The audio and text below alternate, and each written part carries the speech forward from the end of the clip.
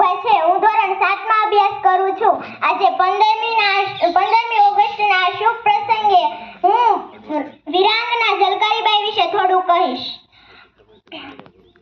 આઝાદી વર્ષ 1857 માં થયેલા સ્વતંત્રતા સંગ્રામમાં પુરુષોની સાથે મહિલાઓનું પણ મહત્વપૂર્ણ યોગદાન હતું. તેમની વીરતા જોઈને અંગ્રેજો પણ દંગ રહી જતા હતા.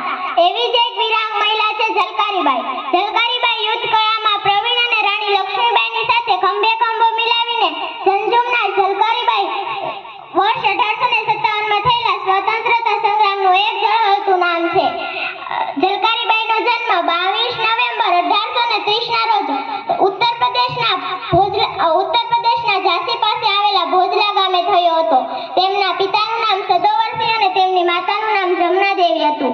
તેઓ બાળપણથી જ ખૂબ જ સાહસિક અને દૃઢ મનોબળવાળા હતા. તેમની વીરતા જોઈને રાણી લક્ષ્મીબાઈએ તેમને દુર્ગાસેનામાં સામેલ કર્યા હતા અને વર્ષ 1857 માં થયેલા સ્વતંત્રતા સંગ્રામમાં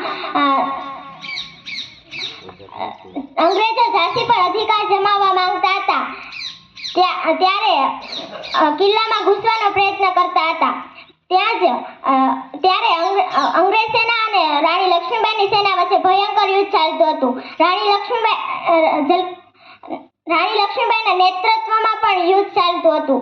ત્યાં જ રાણી લક્ષ્મીબાઈનો એક સૈનિક દુલ્હેરાવ અંગ્રેજ સેના સાથે ભળી ગયો અને કિલ્લાનો મહત્વનો દરવાજો અંગ્રેજ સેના સામે ખુલ્લો મૂકી દીધો.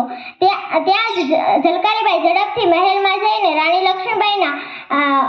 લક્ષ્મીબાઈને મહેલની બહાર સુરક્ષિત જગ્યાએ મોકલી દીધા અને પોતે રાણી લક્ષ્મીબાઈનો વેશ ધારણ કરી લીધો અને તે અંગ્રેજો ઉપર તૂટી પડ્યા. ઝલકારીબાઈના હાથમાં તલવાર અને તેઓ બહાદુરીપૂર્વક લડ્યા હતા. આ યુદ્ધ દરમિયાન તેઓ શહીદ થઈ ગયા હતા. 4 એપ્રિલ 1858 ના રોજ તેમનું અવસાન થયું હતું.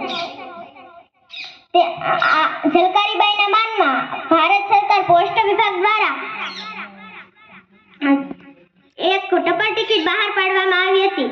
હિન્દી ફિલ્મ મણિકર્ણિકામાં અંકિતા લોખંડે તેમની ભૂમિકા ભજવી હતી. અસ્તુ, આભાર.